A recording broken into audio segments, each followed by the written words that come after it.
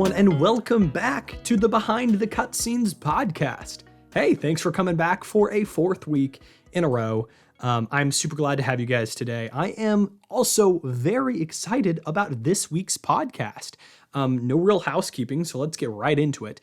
This week we have Auverin Morrow on. Auverin is currently the Esports brand manager for Hi-Rez Studios, specifically on Smite, which is a really popular MOBA, kind of like League of Legends. I believe they said it's number 3 in the world, so very excited to have them on the podcast.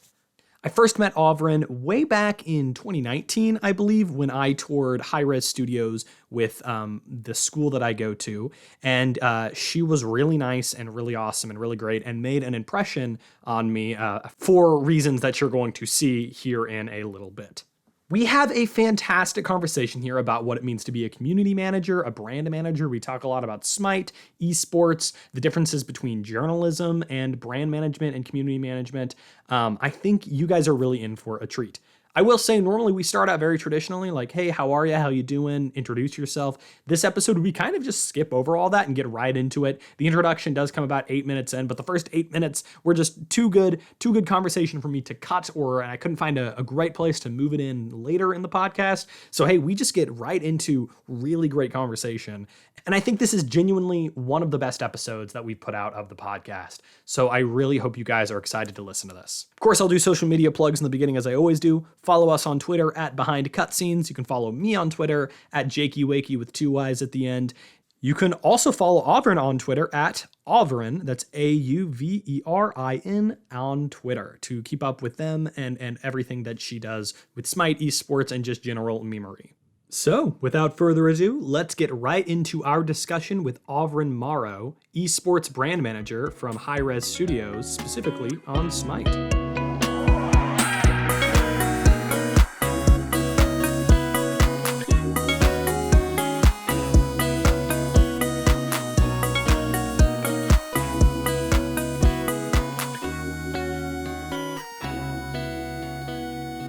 I mean, I'll say, I think it was, I was glad to go on that tour. One, just because I'd never been to a game studio before, so it was really cool to see that. And two, because I was going to say, I definitely remembered you because it was you and Nicholas, I believe. Yeah. And I was like, you guys were like, oh yeah, we used to be games journalists and now we're here. And I was like, hey, I want to be a games journalist. What do I do to do that? And you guys were both like, don't, it's a bad idea. And ever since then, I've been like, And honestly, my kind of direction I want to go in now is PR or community management, because I have worked in some games journalism. You know, obviously I work at the paper here at UT, which is where most of my experience comes from. But I've done some writing and freelancing for other sites, and I could definitely see why it might not be something I would want to do. Yeah, when you do it long term, it what's the phrasing I want to use here? It erodes your soul. It'll rot you from the inside out. And I'm sure that there are like good publications out there that are on the up and up, but they're few and far between, and that life is very hard to stay in for a long time and keep the mental intact. So yeah, I was like a freshman in college then, which is funny because everyone else on the trip was like grad students, but I was like a young freshman and I was so ready to do games journalism, and I was so rocked. I was so rocked by the two of you being like, just don't do it. Consider not. And honestly, then I was like, well, yeah, that's a good point, but we'll see. And now here I am. I mean, 2 or so odd years later. And yeah, it's I'm definitely thinking I kind of want to go community management or PR. It saved yourself a lot of heartache. I think there's a reason that a lot of like former games journalists or former like newspaper journalists, former journalists of really any variety, usually end up in like PR or brand management if they change fields within like the marketing or within the gaming industry, or they go into marketing. Like my boss was also a journalist before he moved into doing work over at Hi-Rez. Then obviously I did the same thing, and then there's Nick, and it's you can't do it for very long. And then there's usually just like one thing. It's not even like there's a slow erosion over time, but usually there's like one an incident. I have an incident, all capital letters, where you're just like, no, that's it. Nope, not anymore. Just can't do it. So it's I think it's good that you're thinking about PR and community. It's equally hard work. It's equally as mentally taxing, but you don't have to sell your soul to do it. So There you go. And that's what I don't want to have to do. Um, oh my God. Yeah, it's I don't know. Yeah, I've already had like one incident, kind of like what you were saying, which is I mean, obviously being in college and with no degree and stuff, I'm trying to write. This is totally tangential. I wasn't even going to talk about this here, but I was gonna, trying to find jobs as a writer because I want to do. I tell people all the time I have this like existential fear of graduating with a college degree and having to go work at Target or something. So I feel like I do like an extreme amount of things to try and set myself apart. And so even though I'm doing a lot, I was like, well, I want to write for quote unquote real sites. And so I was working for this one site for like 8 months, and I wasn't getting paid for it, and probably writing 4 to 5 articles a week. More if it was a news week. And when I say 4 to 5, sometimes I mean like 4 like game reviews in a week. So it was taking up a lot of my time. And I remember talk to my girlfriend or call my mom and be like, I feel like I'm a terrible writer. I'm so stressed out. This is so terrible. And then I had this epiphany where I was like, what am I getting from this? Like, they're not even paying me. So I quit there, and I've really just been doing my own stuff here. And when I quit, I was like, I'm going to do my own thing. And that's why I'm doing this podcast now. So I love it. That's so smart. That pace of like 4 to 5 game reviews, long form articles, whatever it is a week, that's like par for the course. That's just industry standard now. Like especially if you're like an entry level writer at a games journalism place, like it's all grunt work. It's a terrible grind. You're going to be pumping out more content than you can realistically handle, because that's what you have to do in the space. I used to get like 8 to 10 hours into a game, and then I would have to write full guides, full reviews, full everything. Wouldn't even get to finish the game. It's just you yes, play the first 8 hours, and then it robbed me of my love of like this one hobby that I had my whole life, and that's why I got into it. And then it robbed me of all love that I had for it. I didn't get to enjoy games. I didn't get to play games. I didn't get to think about them subjectively. We were always having to like kowtow to whatever publisher was like in that week, No, it's so true. Yeah. Yeah. And then my incident happened, and 2 weeks later I was out. I couldn't do it. I'll tell you about the incident if you want, but I know that this is like a tangential discussion. So No, I mean, yeah, I mean, you definitely can. I remember I feel like I remember you mentioning it back in the day, but feel free. Yeah. So I was a managing editor at the time that this happened. So I was mostly in charge of like our content strategy, like editing every article that came through the site came through me first. So like the workload was already insane. But in my like spare time, I would cover Smite Esports events. It was my passion project. It's what I love to do. And I got to go to those events for free. And so I'll always take that. So at the time, there was a very prominent community figure in Smite. His name was Allied. And he had a really positive reputation in our community. He meant a lot to a lot of people. And, we had hung out a couple of times. He wasn't like a good friend, but he was like an acquaintance. He was a person that I liked, and he was really a pillar of this community. And in 2018, Allied passed away from cancer. And I was the first journalist to break that story, and I was the only journalist to break that story, because the Smite community is very small and doesn't really garner a lot of press coverage when things happen. But because I was the first and only journalist to break that story, as you can imagine, I got all of the I hate even using this word. I got all the clicks for people who were looking for information about it. So, and it like hurt me. This was an article that I was writing like as I was like kind of in tears, because like this person meant a lot to me and to other people in the Smite community, and they were gone. I actually still get emotional talking about it, but I came in I think I broke that story on a Friday. I came in on Monday for our all hands meeting, and I got congratulated for the numbers that I pulled on that article. And it was gross. It was just so gross. At that moment, it was like the scales fell off my eyes, and I was like, oh my God, you people are disgusting. I have to get out of here. So then I was like, you know what? I'm just going to shoot my shot. I'm going to try to find a job at Esports, and I got real lucky in the timing. Well, I'm glad that you were able to move away from that. But yeah, no, that's terrible. I specifically remember, you telling me that story and being like, oh, that is so gross. Yeah, no. And then of course, I guess I always say, whenever you have a friend who's doing something stupid and you're like, hey, you're being stupid, you can't, they won't accept it until they understand it themselves. So I had to go experience a little bit of that myself to Yeah. fully be like, yeah, maybe this isn't exactly what I want to do. Maybe I don't want to go work at Kotaku or IGN full time. Yeah.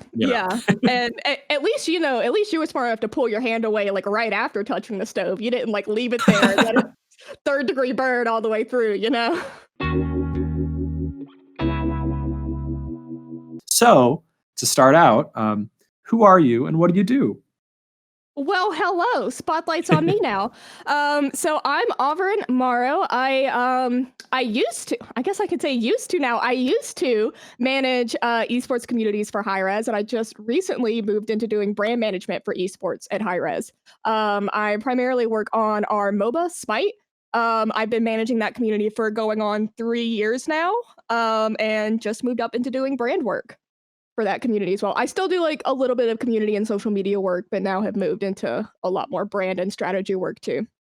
Awesome. You're the first community brand manager I've had on the show. So I guess could you explain, I guess, what a community manager does, and then specifically what a brand manager does? Because when I hear a community manager, I'm like, okay, I know what that does. But when I see brand manager, which by the way, congrats on the promotion. Thank you.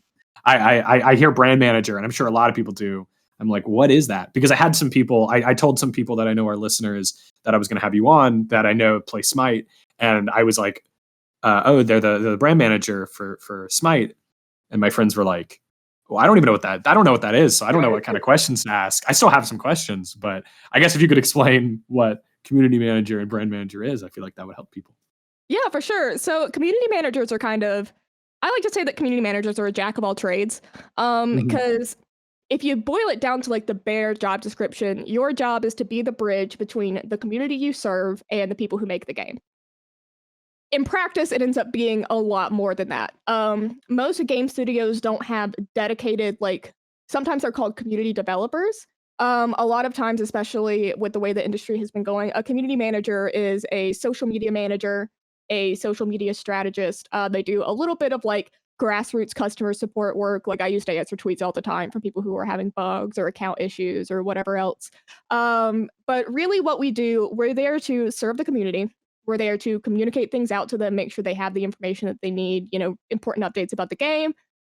We plan all of the social promotion. We do like community-based troubleshooting. We tend to pull bugs from the community, report them to QA. A lot of customer service work, like I mentioned. And there was a clip that circulated. Oh man, it must have been a year or more now, but there was a clip that circulated where somebody said, you know how when you get really mad and you sometimes scream into your pillow? Community managers are kind of like that pillow. We're we're the sounding board where the community just throws everything good or bad at us that they think, and then we turn that into like actual information and sentiment data that developers and brand managers and other parts of the company can use to improve the product and basically get a sense of like what the community is worried about, what they're having trouble with, what they're excited about, what they want, all that good stuff. And sometimes it's our job to know what they want before they know what they want. Yeah. But it's a lot like herding cats, but it's also a lot. It's kind of like babysitting, but in a way, it's a unique opportunity to build a collaborative experience with the user base that you serve. They're not always kind about it. It can be a very difficult and very mentally trying job because, again, people don't view individual employees like once you represent a brand, especially as a community manager.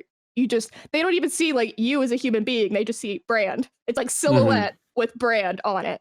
Yeah. And then they just direct whatever it is they have on their minds at you. But I think that covers most of community management. Like I said, it can be such an esoteric role that it's really hard to like clearly define what is and is not community management, because that is something that also varies from company to company. Every studio has a different philosophy about how communities should be managed, and every company will have, a different type of community manager to fill that role. So for us, we like to operate really close to our community. We like to be really out there, really in front, and be just kind of at the ground level with them. Because our community is small enough that we still have the opportunity to do that. It's a relatively large community, like on the spectrum of how large a gaming community can be, but it's just small enough that we're still able to have like a really personalized relationship with our fans, which is super, super cool. So brand management, on the other hand, is it's sort of like, it's almost like high-level community management in a way. Once you move into brand management, it becomes less about the day-to-day of like actually connecting with the community and becomes more about what face you put forward for that community to see. So let me think of how to explain this. Some of this stuff is like so hard to actually quantify when I'm asked to describe it. So for example, one thing that I'm working on as a brand manager for esports right now is we made a really huge, some people say it's crazy, I think it's brilliant. We made a huge move for our pro league. We're not going to have any orgs in 2021. We got rid of our partner organizations. There is no more Pittsburgh Knights. There is no more PlayStation Gaming. Not doing it. We are bringing all teams. We're moving into a format that's kind of similar to Overwatch League, in that we're going to own and operate all of the teams ourselves. They're going to be proprietary teams, proprietary brands. And so one of the things that we have to do is figure out team names, team logos, taglines, branding, colors, brand voice, social media accounts. There's so much that goes into making these brands. So like all of my last several months have been completely focused on developing what each brand looks like, how they act, what their brand voice is. It's effectively shaping the personality of the product that you're putting forward, because the gaming industry is really interesting because it's one of the few creative products where it's an ongoing collaborative process. And that's especially true when you're serving a live game that's not like a one and done kind of playthrough. So if there's a book that comes out, if there's a movie that comes out, if there's a piece of art, a TV show, by the time that thing hits your eyeballs, it's a complete product. That's it. That's the full sentence, hard stop, period, the end, close the book. Games are not that way. Games are constantly changing, constantly evolving, constantly patching, constantly serving their communities. And the community ultimately becomes part of the collaborative process to make that happen. Because you can't just develop it totally non-parallel with your community, or you're not going to give them what they want. So you have to include the community in that feedback and renewal process. And so a lot of brand management is figuring out how to let the community shape your product, what type of product you want to put forward, what brand voice you want to have, what relationship you want to have with your community. And like, I think a good example for us is, we like to say sometimes that cringe is our brand. We do really weird stuff. We do really weird stuff. Okay, I can't emphasize enough. We do really weird things. We do stuff that's sometimes kind of cringy, sometimes a little bit not quite what you would expect a company to do. And I'm sure that if any properly trained social media manager looked at the Smite Pro account, they would be horrified. I'm pretty sure that they would like not know what to do with it. But we have a very unique community, and so we leverage that, and we have a very meme-tastic brand.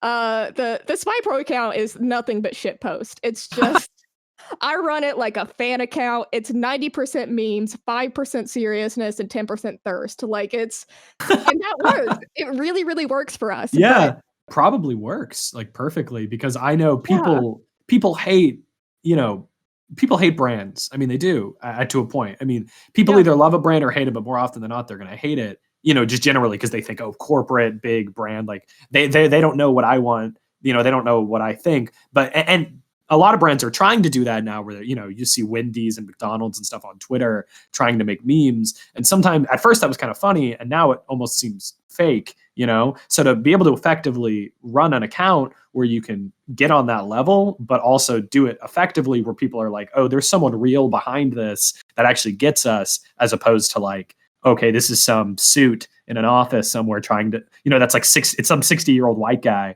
trying to connect to gamers, I think it's awesome that you guys are able to capitalize on that and do it well. Dude, it's so much fun. And it's such I feel so blessed to get to do it, because if I worked for literally any other brand in this space, I probably wouldn't get to do that. If I could go work for Riot right now, and I would be bored out of my mind, because there would be nothing for me to do. Because once you reach a certain size, because you have so many external partners, you have so many other like moving pieces that you have to be really concerned about, that you can only do so much with your social and your brand voice, and you can only do so much with how you interact with your community. So you have to be very careful, and because you have to be very careful, that generally translates to being very clean and very sterile. which is fine when you reach a certain size. But if you're at the size of a community like we are just big enough that we do have to worry about some of those things, but not so big that we don't get to play around and have fun. And I like to have fun. There's no point in me using social media if I can't shitpost. I can only use it disingenuously. It's all I'm capable of. For sure. So I feel very, very privileged to get to work in that capacity. And it is super cool. Like, my favorite thing to see is when people say, who is running this account? Because to make people feel like there is a legitimate person running the account, that's the most effective way to run social media. Like, our social, I straight up, all fucks went out the window during our World Championship this year. It was an online event. Nobody gets to do anything live. You know, everybody was like a little bit bummed out. And I was like, you know what? I'm just going to bring as much energy as I possibly can. I have to bring it on social, but I'm going to bring it where I can. And so I just went pedal to the metal on our social. I ran it like a fan account for a week straight, just nonstop posting, just nonstop memes. Just, if it popped into my head, I tweeted it. I didn't think about it. I didn't ask for permission. I just ran with it. And we broke records this year on social because we ran things that way. We just kind of threw caution to the wind and we're like, all right, boys, let's roll. And we just did a full week of like record-breaking social. And that's awesome. Yeah, and we're still reaping the benefits of that. And it's been so cool to, in a sense, just get to be myself, but on a brand account. And people really connect with that. People know when you're being genuine. People know when you're connected and when you're really listening to them. You really hate to see, like I was saying, a tweet or an Instagram post from a brand that just like, ooh, you're clearly trying so hard and it just isn't working and it just hurts. So it's great to see that it is working. And it's that's one of my favorite memes actually, is silence brand. That's one that goes around quite a bit, and I love it. And there are times where I'll like look at other brands and like what they're doing on social. I'm like, oh, that's really what you want to. Okay. You do you. Yeah, for sure. I mean, how many big walls of text has the Smite community had to put out? Whenever I think about brands in the gaming community, I think about Cyberpunk and their walls of text. Oh my god, the yellow background that's like burned into my brain forever. I feel so bad for the Cyberpunk team, man. They were just victims of problems much bigger than they were, and for sure. And they had to pay for it. It's really unfortunate. But we have had our fair share of like walls of text that we've had to put out. When this is kind of funny. My first day as a community manager was the day that we announced we were moving to Mixer exclusively. So we announced we were moving off Twitch and being exclusive on Mixer for the Pro League. Not a great first day. But after that, there was literally nothing that could come across my desk that would be worse than having to do that on day one. And I came in totally untrained. I had been a managing editor, and then I was a tournament administrator for like 6 months, and then suddenly I'm a community manager, and they're like, figure this out and make people not mad about it. I'm like, oh shit. Okay. So there was a huge learning curve, and our community was not in the best state that it could have been. There was a lot of distrust between our fans and our operations team.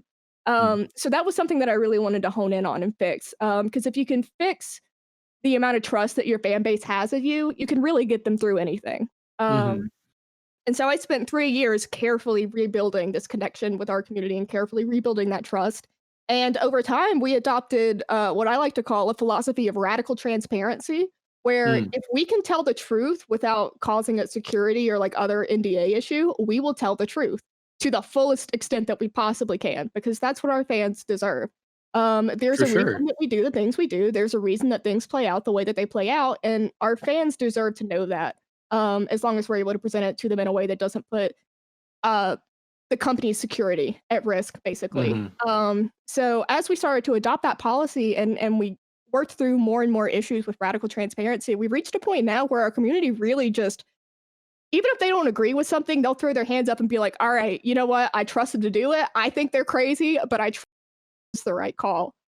Which is that's like a crowning achievement as a community manager, because like communities are a hive mind. Once one person panics, it's over. They're all panicking. And there's nothing you can do to reel that back in, you know?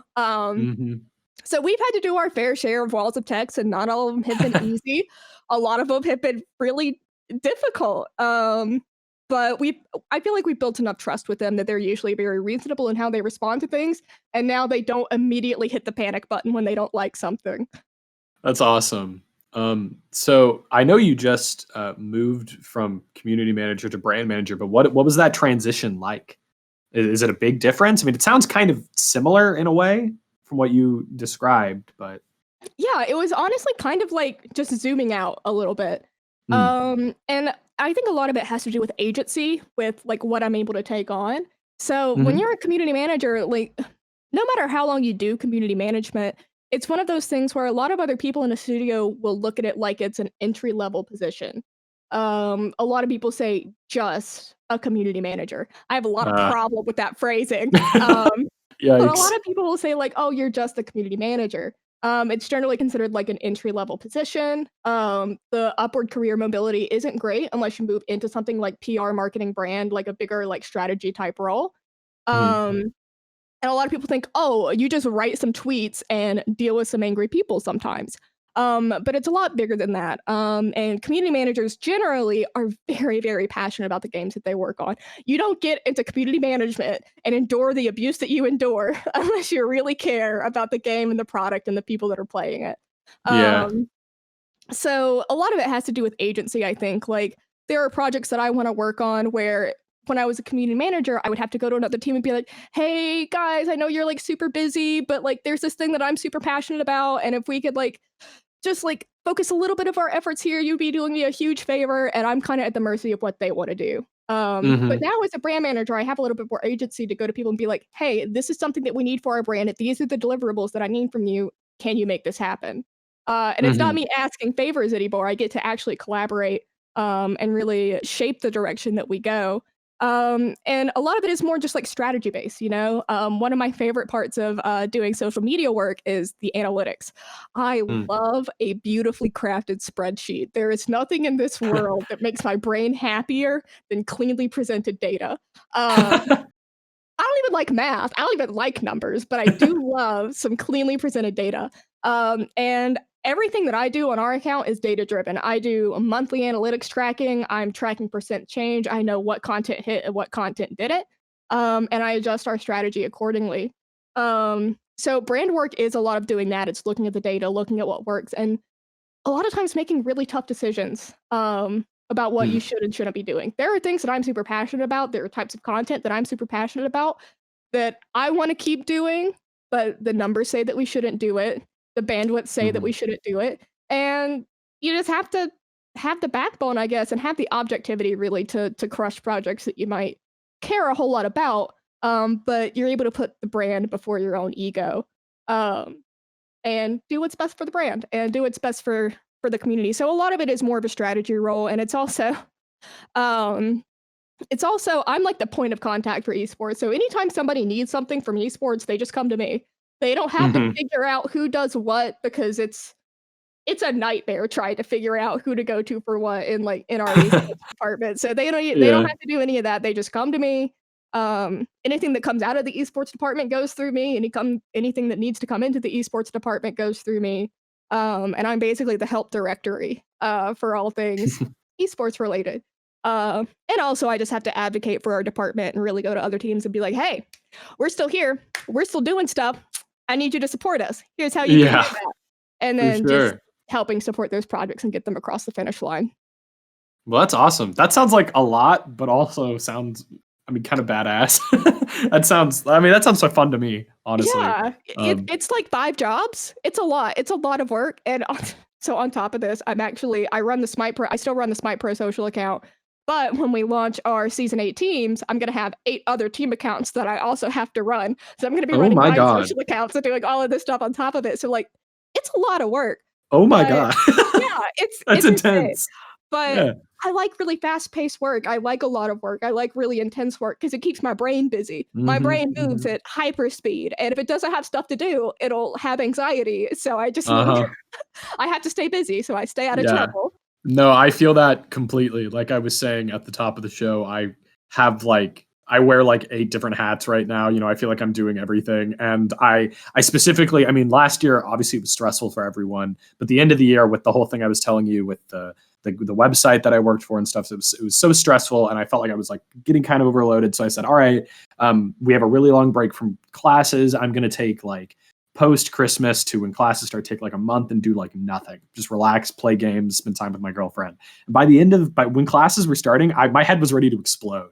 Like I was so like fidgety and was like, I have to do something. Like, I was going crazy. So I've been back in. Give me a task or I'll die. Yeah, exactly. I've been doing stuff again full time for like a month and a half now, and I'm already like, sometimes I'm like, God, I'm so busy. I wish I could take a break. And then I think about that, and I'm like, nah, I'm gonna stay busy. Like I prefer being busy.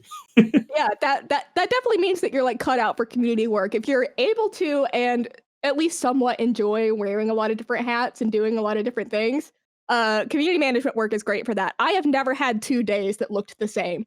It's something different every day. It's usually that sounds like so much fun every day.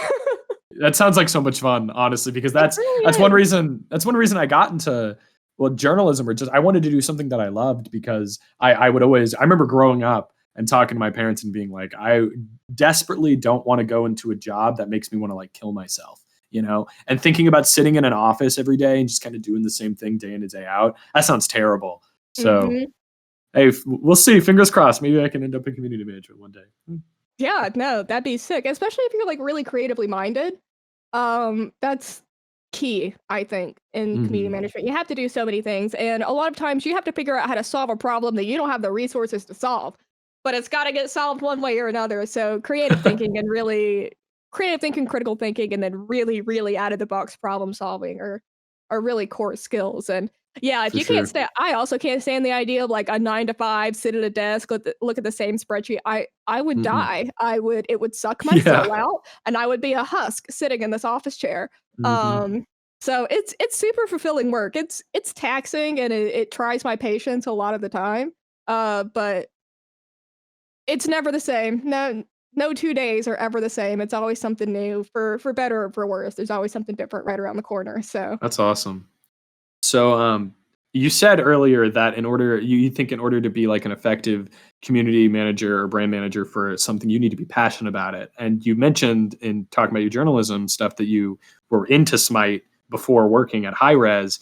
So a lot of people that are listening to this, I know I do have some people that listen that are really into Smite. I have a lot of people that aren't so into Smite. I'm personally, I've always liked the idea of MOBAs, but I've never had a good PC, and I don't like playing games like that on console. So it's something I've never been fully into. So I guess what's so good about Smite? What makes it different? Sell me on Smite, So I used to play a lot of MMOs. I never played WoW. Don't get that idea.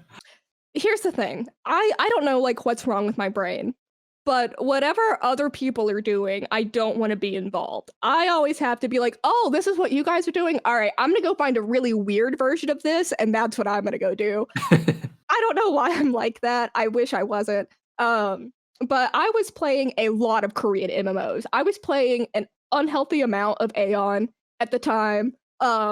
Just zooming around in my little mech suit.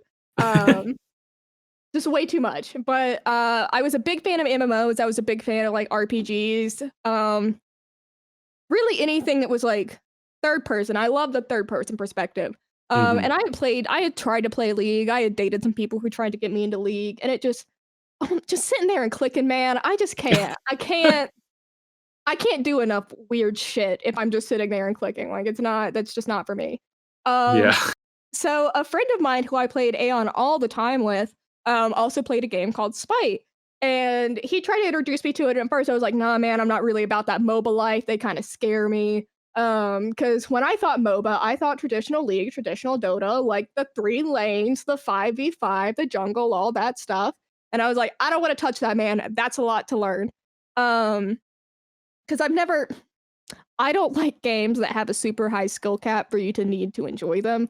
I love video games. I'm bad at them though. I'm real bad. Oh, And even if I me try really too. hard, yeah. Even if I try really hard, I'm only ever gonna be so good. And I just have to accept that about myself. It's fine. Yeah. But I also have to find games where like the skill cap isn't like the skill level isn't necessary for enjoyment necessarily. But he was like, no, they have like a ton of other modes. You have arena, you have joust, you have like much simpler modes that are a little bit easier for casual players to get into. So you don't have to immediately drop into 5v5 conquest and get dunked on, you know? Yeah. So I was like, okay, all right, that seems kind of cool. And then I found out that it was about mythology, and I was sold. I love mythology. I'm such a nerd. So as soon as I found out it was about mythology, I was like, I'm in. Let's do it. Let's figure it out. So I made this poor guy grind arena for like a year straight before I ever touched any other mode. But I spent a lot of time playing casual. And I just really fell in love with the game. And it's actually one of the few games where I watched the esport before I ever played the game. Interesting. Yeah, that's very rare. That's in terms of how fan conversion usually works, it's very rare for somebody to discover the esport before they discover the actual game, and then the esports viewership translates into actual gameplay. It's usually the other way around. A casual fan catches an esports stream sometimes and then becomes an esports fanatic. But it was the opposite way for me. I think it was season 2. No, it was season 1 Worlds. And I saw Jeff Hinla and Barracuda on the screen. They're one of the most iconic duo lanes that's ever been in Smite. And I don't know what it was about those two, but I loved them. And I wanted them to have the world, and I wanted them to succeed in Smite and in life and in everything. And I was a really big fan. So I started to follow them, and then I just started to follow Smite esports in general. And then eventually I worked up the courage to play Smite, because the pro level play makes it look so insanely complicated. Like, I don't know how those guys do what they do. But yeah, and then once I got on Smite, I haven't played any other multiplayer game. You can't get me to play any other multiplayer game. It's just not going to happen. I'm playing Smite, or I'm playing an RPG, or I'm playing Stardew Valley. That's it. That's my whole roster. Yeah, for sure.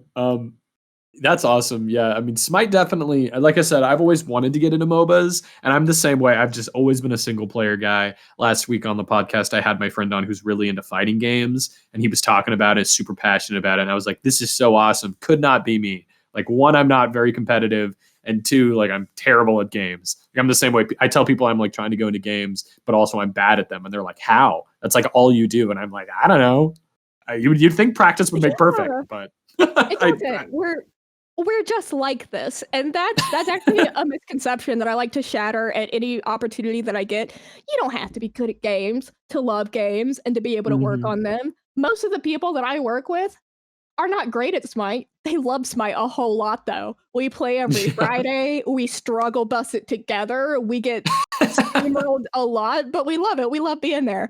And I actually, I've always thought I struggled with imposter syndrome for a really long time, because I thought, oh my God, if I'm like the esports community manager and I can't play ranked at whatever level, what am I doing? Why do I deserve to be here? But over time I learned that's not necessary. As long as I play Smite and know enough about it that I can connect with the fans of our games, that's all I really need. I don't have to have the insane mechanical skill that our pro players have. That's why they're the pro players, and I'm the one making the shit posts. Like, right. there's a reason. And it's actually, long term has actually been better for me that I'm not super good at Smite, because it makes me think about the game. It makes me think about our content in a way that I can make it more accessible to the casual fan base. And it's let me convert a lot more users than we probably would have otherwise if we leaned super hard into like the really high intelligence competitive stuff, you know, like high skill kind of content. Like, if we leaned super far into that, we would definitely appeal to like our core esports audience, but we would really alienate the rest of the player base.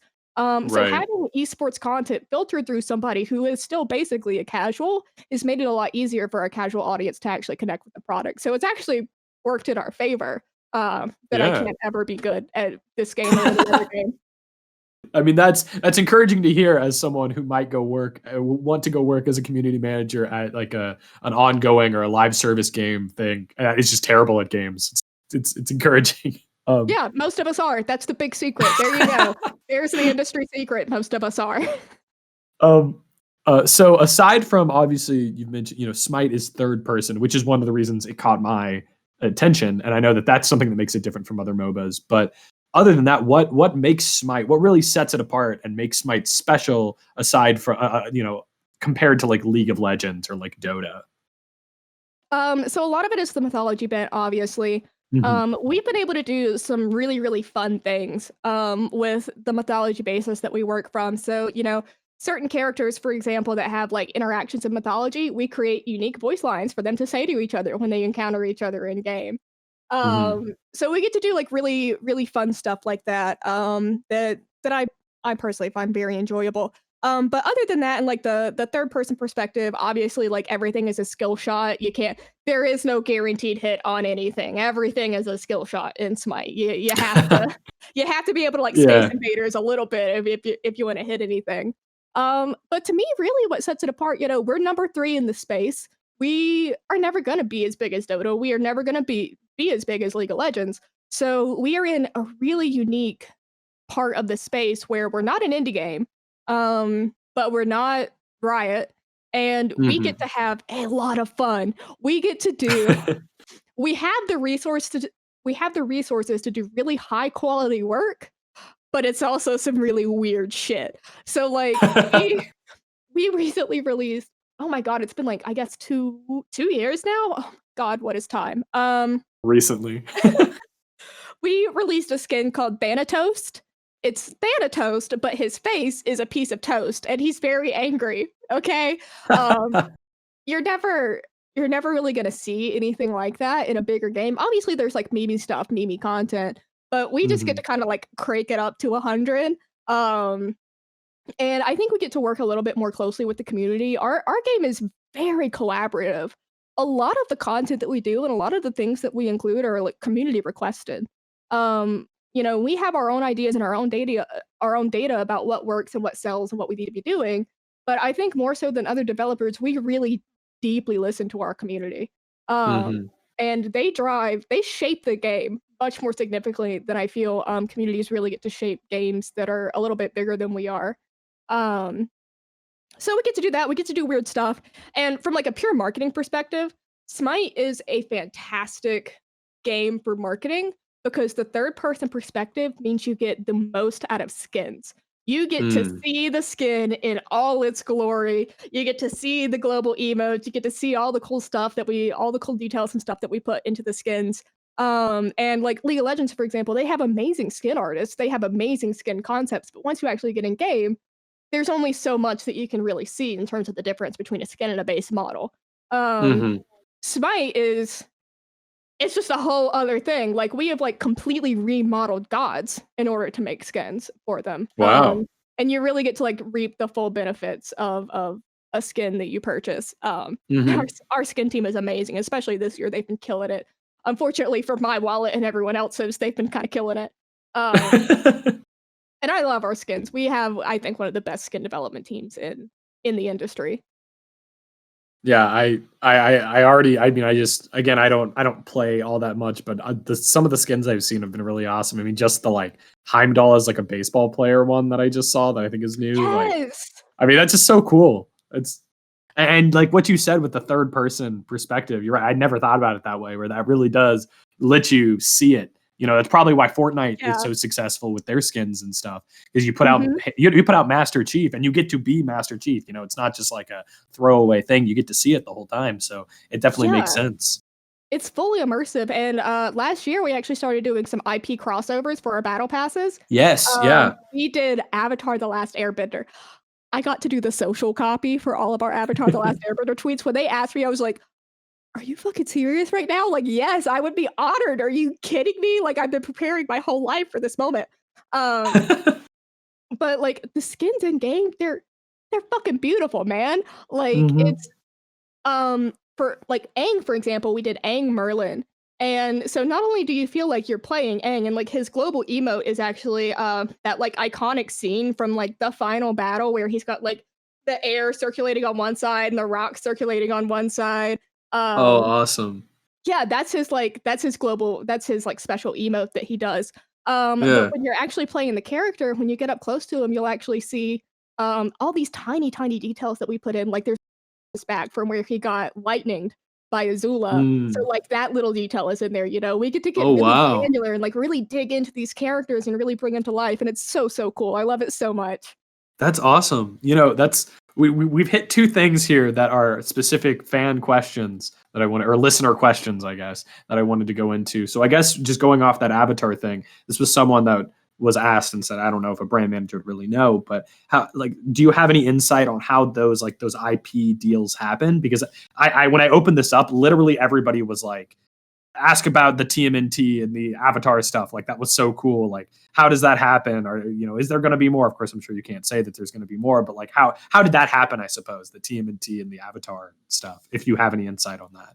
Yeah, for sure. I got to be really embedded in the process for Avatar. And we did confirm that we do have some crossover battle passes coming this year, so you can check out Season 8 update notes if you want more information about that. But yeah, so Avatar, basically, it all starts with the concept, obviously. We have an amazing business development team who spend a lot of their time just hustling Smite out to other studios. Like, our biz dev guy, his name's Trevor, he has such a keen eye for where Smite can really partner meaningfully with another brand. And he does so much legwork to make that happen. He has more contacts than I could imagine. He has a far-reaching network of people that he has access to. And basically, he straight up went to Nickelodeon and was like, look, I think we can partner and make something really amazing. These are the IPs that I feel like we could really execute well on. And just by process of elimination, we eventually settled on Avatar as being our pilot IP. And so then what happened, we basically, part of that process of like pitching it to the studio comes with character concepts. So we had like some initial character concepts that got mocked up. And what we do with our IP crossovers is we'll actually create a strike team inside the company that's full of people from other teams who are really big fans of the IP that we're working on. So for Avatar, we put together the Avatar strike team, and it was just a group of people from every single department, art, development, marketing, everybody. And we all just loved Avatar a lot. So we all would like brainstorm about how to bring this to life, what we need to be doing, what's going to, you know, be best for the fan base, and what's going to do the IP the best justice. So we get the concepts, we finally get the sign off that they're like, yes, you can use our IP, let's do this, let's partner up. And then the actual work begins. Like that's all just the prep work. So I think the Avatar Battle Pass took almost a year. I think it was about 9 months for the full cycle.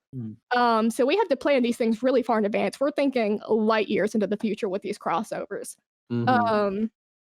So we did the character concepts, and the character concepting process is really, I think, what takes the longest. Because it's interesting. It's like a brand to brand. Both brands have to protect their own brands, but they have to make compromises to like meet the other brand where you need to be. It's really interesting, and it's a really like a long and collaborative process that requires a lot of creative thinking, creative problem solving. But eventually, after months and months of work, concepting, reconcepting, scrapping, concepting again, we finally landed on the characters that we wanted to do, how we wanted to execute, and then the way that we wanted to fill out like the rest of the crossover. And then from there on, it was just actually putting our heads down and getting the work done.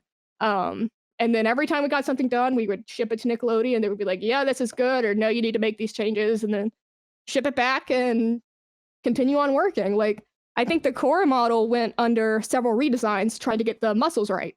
We just had to go through several redesigns to get that as exact as possible.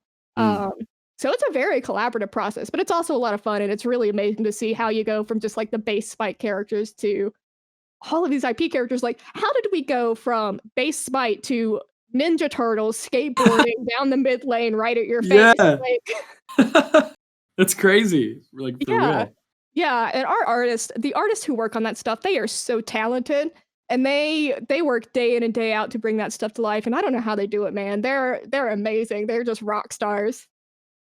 Yeah, for sure. I mean, I mean, skins are a huge deal in these kind of games. I don't know. I lost my thought there, but I mean, they make they're a big moneymaker, and they make a big difference to people. I think even when deciding to play a game, I think some people will look at a game and say, is it even worth getting into if the skins are ugly? Because I know one of my friends that's really into Smite is really into it because of the skins. Like they're super into, they love the skins in Smite, and they love the skins in League of Legends. And of course I shit on her all the time for playing League, because like, come on, you don't play League. But that's neither here nor there. But I guess going off of that too, the second big listener question that I wanted to ask was, one of our listeners asked. So of course, you said the game is so cool and such a big deal, because of the mythology aspect. But there are a lot of gods and stuff from a lot of different cultures, and so they asked. So how do you think Smite handles cultural appropriation versus cultural appreciation when representing gods from different cultures in game? I love that question. That's such a good one. That's actually something that, especially in the last several years, as our staff has gotten way more diverse and we have so many people from so many backgrounds contributing to our product, it's something we've become consciously a lot more aware of. We used to get dragged a lot because we would only make hot goddesses. We wouldn't do any like monster ladies. We wouldn't do any of that. We would only make hot goddesses. That was it. Like, and we used to have some content in the game that was probably less than savory and not super progressive to have. Like we would have our old character Nox. She was very well endowed, and she had a taunt where she would like lean over and be very lewd.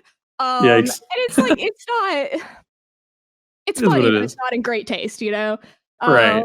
So it's something that we've become a lot more aware of over the last several seasons, especially as our staff has gotten more diverse. And we actually have a diversity and inclusion committee who really is focused on handling stuff like this. And it is difficult, especially when we're pulling, like, one of the reasons that we haven't had a Hindu god in a long time is because we have run into issues with sort of upsetting religious communities by actively portraying gods that are still being worshipped. We don't do the Christian pantheon for the same reason. A lot of people think, oh, well, it's just monotheistic. There's not a lot you can do. If we wanted to, there probably is a lot that we could potentially do with that. But it's the cultural impact that it would have is not ideal, and it would probably draw a lot more ire than when we're really willing to risk. So when it comes to like active pantheons like the Hindu pantheon, we started to see more and more feedback from the actual Hindu community about the way that we were representing them. So for now, we've just kind of hit pause on making those gods, because we obviously don't want to disrespect anybody. We don't want to make anybody feel like they're being made fun of, or that we are making light of what is their very real religious experience. So we just kind of hit the pause button on that and have focused our efforts on other pantheons. And a good example for like other pantheons that we're working with where we have to have the same concerns are like our Chinese and Japanese pantheons. We released Mulan. We've released Tsukuyomi, and several other Chinese and Japanese gods. And so we hire out voice actors who are of the same cultural background, same cultural heritage as the characters that we are trying to portray. So that's a big piece of it. And we have a lot of really diverse staff members who are encouraged to step up and say, hey, this representation isn't great, and maybe we shouldn't do this, or maybe we should, change how we approach this issue. And it's honestly worked wonders. It's saved us a lot of PR nightmares. There's just stuff that some of us don't think about. You get so deep into the development process that it's all about getting the product finished and not considering what image that product is putting forward. So for example, there was a skin for Mulan, I believe, where she was like a Norse warrior, and that was going to be like our first big skin that we released for her. Until somebody highlighted, hey, maybe it's not the best idea to release this goddess and then immediately whitewash her for a skin. maybe that's not the best idea. So we should just bump this to later in the cycle. Let's get a few more skins in that are a little bit more representative of her culture. And then we can branch out and do other things. But to just come out of the gate with that is not what we want to do. Yeah, for sure. And that actually influenced a lot of our design for Tiamat. When people started to think, oh, I think they're going to do Tiamat, a lot of people, and this is actually true for Baba Yaga too, people were like, oh my God, they're just going to do another hot girl. And I can't. And we knew that was going to be a concern. So we went way out of our way to make Baba Yaga the granniest granny that you've ever seen. And Tiamat is literally a dragon lady. But listen, that did not stop them from thirsting over either of them. I don't know. I don't know why they're like this. But what are you going to do? And people are going to thirst. And they wanted a granny and they wanted a dragon goddess and they got a granny and they got a dragon goddess. And, what they do with that from there is up to them. Yeah, honestly, I can't imagine a Baba Yaga that was like hot like that. But Baba Yaga is such a grandma, so I'm glad to see and hear that it is a grandma, like an old lady. Yeah. I'm super glad to hear that, honestly. Yeah, because I'm sorry if I was laughing earlier when you were in some serious stuff, but you just mentioned like the Christian pantheon, and I just envisioned like Jesus Christ, like in Smite, and I was like, I can't. I'm sorry, I have to just laugh. Because that's I mean that would be terrible. Like that would not go over well, especially in America and in most parts of the world. And we're in Georgia, so we're in the Bible Belt, and we can't. They would find us. And all I can think about anytime somebody's like, "Oh my God, Christian pantheon, when?" Because here's the thing, I agree. Biblical angels are terrifying, and I want them in our game. They are horrific. They've got thousands of eyes, thousands of wings. It's crazy. And I would love to get something like that in our game, but it's just not feasible, especially with American culture being what it is. And I always see Christian pantheon and Smite, and then I immediately think of the Westboro Baptist Church in our parking lot. That's the first place my brain goes, and then it goes to my mother being disappointed in me for working on a product that would commit such sacrilege. But that's neither here nor there. Right. So obviously we're living in a pandemic, and I remember when I toured the studio, there was a lot of physical spaces for teams to come and play and do esports, and I know just a lot of tournaments and stuff happen in person, and you want to be there in person. You want to have those LAN, you want to have those big events. How has this pandemic and COVID affected the Smite esports scene? It's been really crazy. You'll have to come tour the studio again because we gutted the whole thing and rebuilt it. So it's a brand new studio now. Yeah. We had some changes that we wanted to make, and we were like, hey, well, we saved a lot of money on facility fees, not having to rent out an entire Coliseum this year. So maybe let's rebuild that studio. So we got to do that, which was super cool. It looks so slick. It looks like an ESPN studio now. I walked in there and I was like, I can't believe I work here. But dude, the transition with COVID, it was crazy and it was really hard.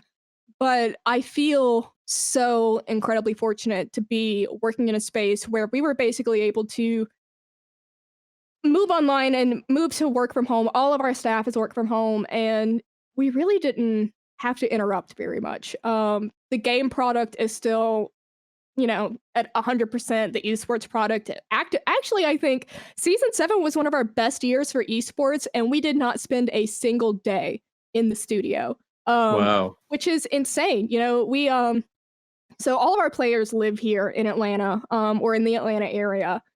Or at least some of them chose, once they realized that they would not be coming into the studio, they chose to return to their own homes here in North America. But they do have to live here in Atlanta or live, relatively close to where they can play on our private LAN servers and so on. But we actually delayed the season by several weeks, and we were hoping, we were like, oh, well, maybe if we can just hold out a little bit, something will get done and we can find a way to do this safely. But we just couldn't. And for us, protecting our players and our staff, they're such valuable resources. We can't lose anybody. If we lose one person, it impacts our entire operation. For sure. Yeah, everybody matters. So we just buckled down, and we spent a lot of time getting team houses set up, getting player cameras set up. We had production people delivering like technological care packages to all of our team houses with like webcams and chairs and TV stuff and all these things. And our admin team did a lot of work with our operations team trying to make sure that, you know, servers were going to be stable, that these guys could still get the competitive experience that they're used to getting, even if they're not in our studio. Our production team completely changed. We completely changed how we do our pipeline. We completely changed how we do our broadcast so that we would be able to do it from home. And it's so crazy. It's in a weird sense, it was like returning to our roots. Because for the longest time, all of the Smite Pro League was online. It was just an online league with like maybe 2 or 3 LAN events per year.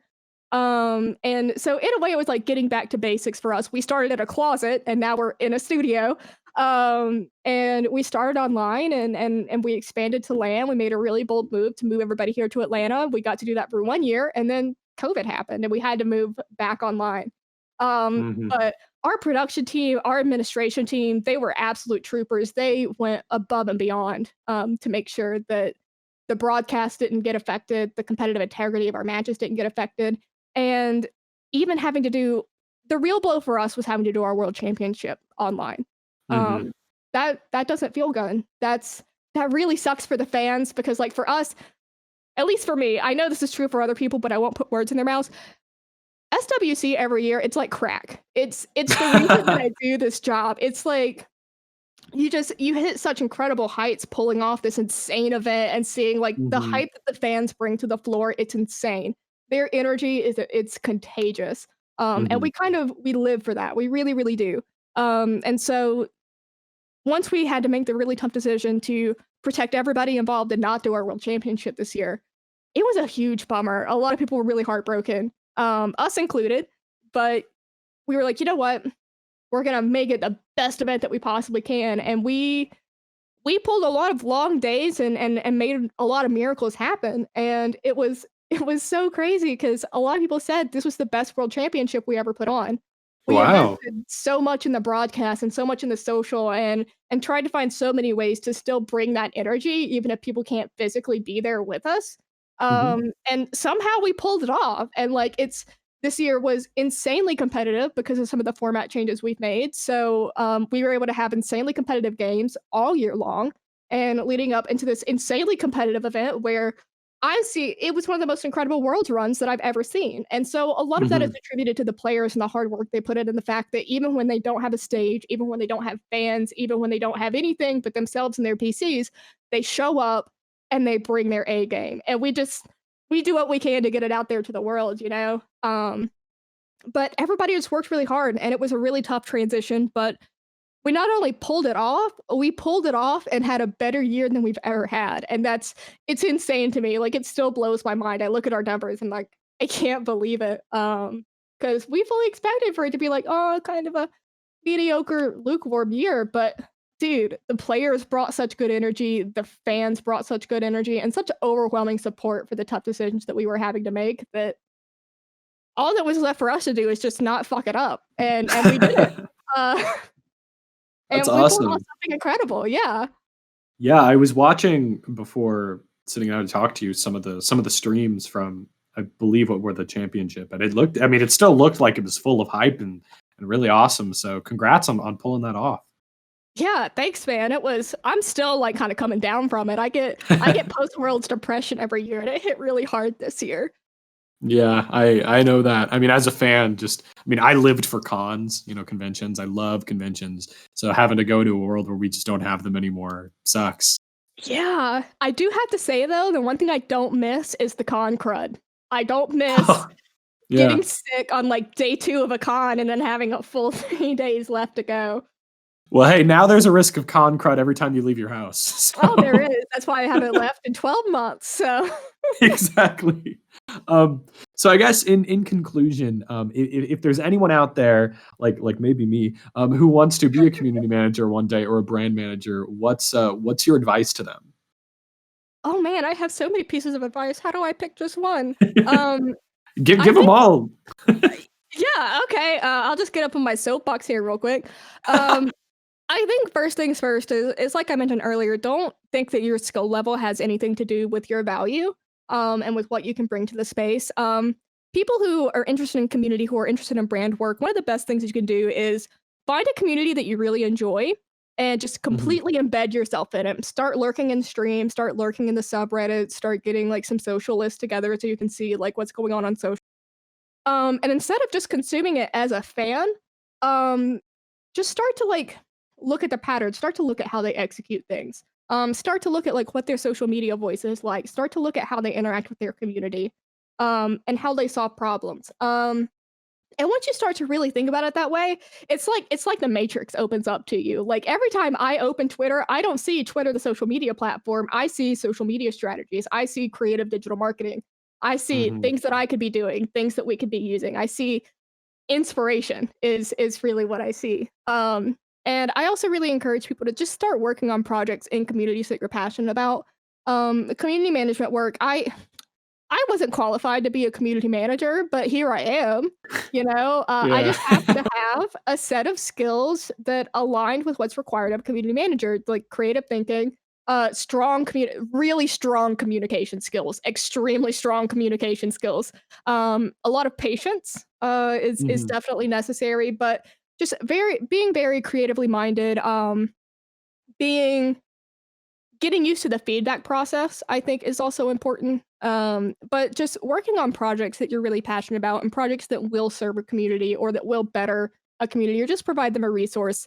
Because community management work, like I said, is very esoteric. And I get a lot of people asking me like, oh, well, how should I structure my resume for CM work? Because I've only had like this one job or this one position that's not like super relevant. I always tell people to do project-based resumes. Work on projects and then structure your resume around the projects that you've done and the skills that you developed while working on them.